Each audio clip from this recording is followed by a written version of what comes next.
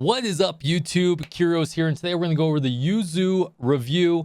Now, we're going to cover the general content usefulness to PvP, to raid, to cuteness, to pull factor. Now, I've seen a lot of conflicting arguments on whether you should pull for her or not. So let's just go review each of those steps. I'm going to give you the information you need on whether you're going to pull for her. But I think the TLDR of it is that it's a little rough for me to pull for it. But let's go over it. I'll give my overall rating at the end of the video. Feel free to hit those chapters. If you have not liked and subscribed, like and subscribe to the channel. I do appreciate you, and I'll see you guys in the video.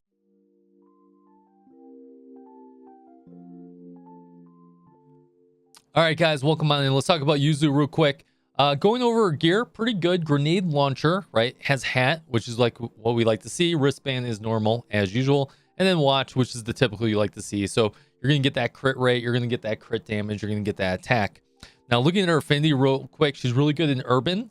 She's okay in mountainous areas. And then she's really bad at indoor areas. And that I think that's going to affect our rating in raid. We'll get that later in the video. Let's talk about her, once again, not a limited, so general gotcha pull. And let's talk about her stats. So these are her 75 stats at 5-star. Her attack damage, pretty good. Pretty good. I like those stats. Decent amount of HP for being a mid laner. And a decent amount of stability and nothing else to really write home about there. Now, the thing I do want to point out is that her crit rate is a little bit less than most attackers. But her crit damage is 240%, and we'll see by the skills that she synergizes with crit damage. There's a little bit of a gotcha there. Let's compare it to Aru's real quick, because we like to compare stats. All right, so comparing it to Aru's, you can see Aru at max stat has 4363, so a little bit more attack. You can see that she has a little bit more crit rate, but a lot less crit damage. Now, her firing range is a lot more stability, and HP is about the same. So, I would rate them pretty close to each other, in all honesty. All right, let's go over these skills real quick. So her EX skill is a 4 cost. I don't think it goes down to 3. No, always 4. Upwards of 594% damage to all enemies in a circular area. I believe the circular area is pretty good. It's not as big as, say, Mutsuki's or a few others, right? But it's decently sized. Her normal skill every 25 seconds deals additional damage to areas with the highest attack power. Now, this is a really interesting ability. And I don't think it's a really interesting ability for PvE content. I think it's a really interesting ability for PvP content. Because if you're able to hit this shot, and assuming it can go off pretty quickly, and you attack the highest attack power, you might be able to turn the tide. So we'll talk about that a little bit in our PvP section. But let's move on. Passive skill increases crit damage by another 26% when she already has 240%. That's pretty nutty. And then her EX skill and normal skill activation also increases her crit damage by another 42% for 6 seconds. This is a little rough considering grenade launchers attack pretty slow. This is a little bit rough for me because I mean you're only going to get about 2 or 3 attacks with that increased damage depending on when it lands and in between your reload session and everything like that. So I mean it's great, you get more crit damage and we can't complain about that, but it is what it is. Let's take a look at her unique weapon real quick. Increases urban affinity to SS. Okay, so once again, we're in the urban PvP zone. Not really an urban PvE heavy mechanic. So like Cheesed and Bina are none of them are in urban. So that doesn't help us there. But it increases more crit damage and more crit damage on top of that. Okay, so let's talk about this real quick.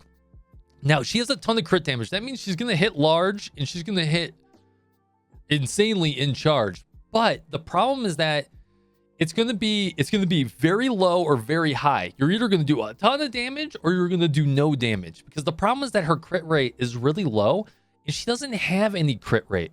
So the fact that you have a ton of crit damage, that means you need to synergize other characters.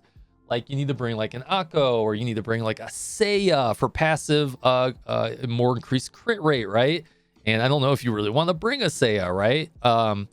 You need to bring other characters that are going to increase crit rate, which there's not a whole lot in the Gambit right now.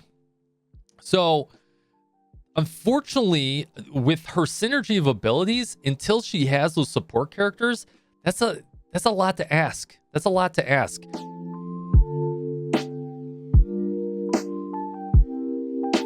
All right, let's talk about her raid usefulness real quick. Now, I do take back my previous statement. There is a Binna Urban, but Binna is a single target, and the fact that her EX skill is an AoE, I don't know if I would really bring her the Binna anyways, but you can see that Binna is mainly outdoors. We have Cheese that's outdoors and indoors, and then we have, Binna that's outdoors and urban.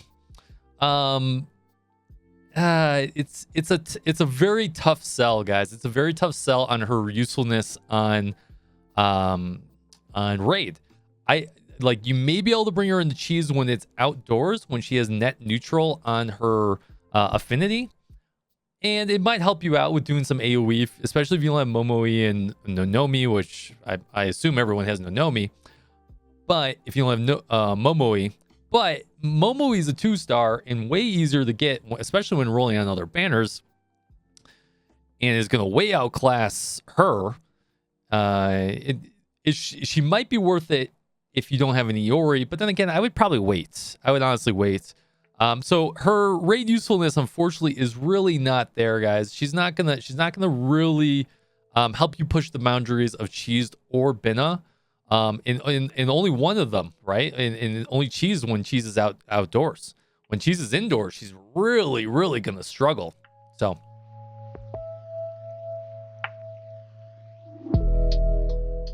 okay, I want to talk about PvP real quick. And the reason why I have Haruna on screen here is that you can see Haruna, there's a couple of damage classes where their armor types are actually heavy. Now Shun and Aru are really not going to be there, but Iori, which you see a lot of, and Haruna, which you see a ton of in PvP, especially considering our PvP affinity is in the urban area right now, they have armor type heavy. So if you're looking at her normal skill, she has that skill that attacks the highest attack power. And by the way, Haruna and Iori get some really high attack powers, especially Haruna. So if she lands this skill on Haruna, and you have her decked out, you have this Yuzu decked out, she's pretty much going to one-shot her. And that's whether you're taunted or whether, well, I mean, I can't guarantee that whether you're taunted, but I mean, taunted only lasts a couple seconds, and I don't think it affects normal skill. It only affects, auto attacking and using your EX skills. But if she attacks Haruna, especially out the gate, that could be a dead Haruna. So her PvP value is actually pretty high. Now, the problem, once again, is that you need to have that crit. If she even hits Haruna with no crit, with no crit hit on this, Haruna is probably not going to die. Will it do a lot of damage? Yes, it will. But you need that crit to happen in order to get that crit damage. But her overall usefulness in a team composition causes her to go down. So we'll put that into the final rating as well.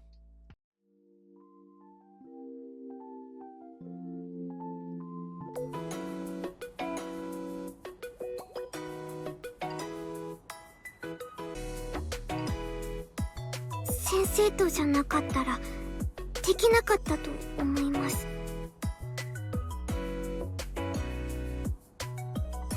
みんなにプレゼントができたのは先生のおかげです。Yep, fairly cute.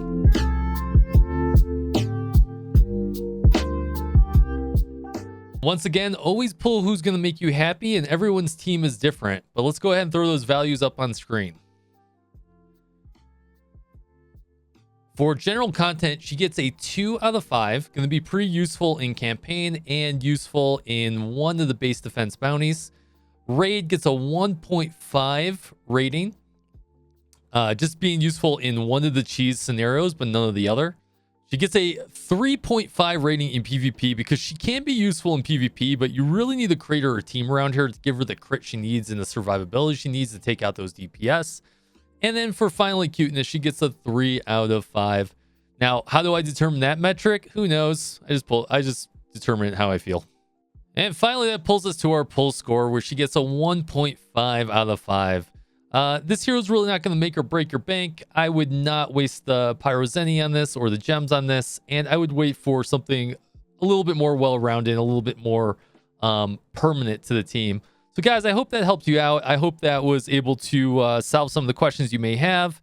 And if you have any questions, hit me up in the comments down below. If you like the video, once again, like it. If you can, subscribe to the channel, and I'll see you guys on the next video.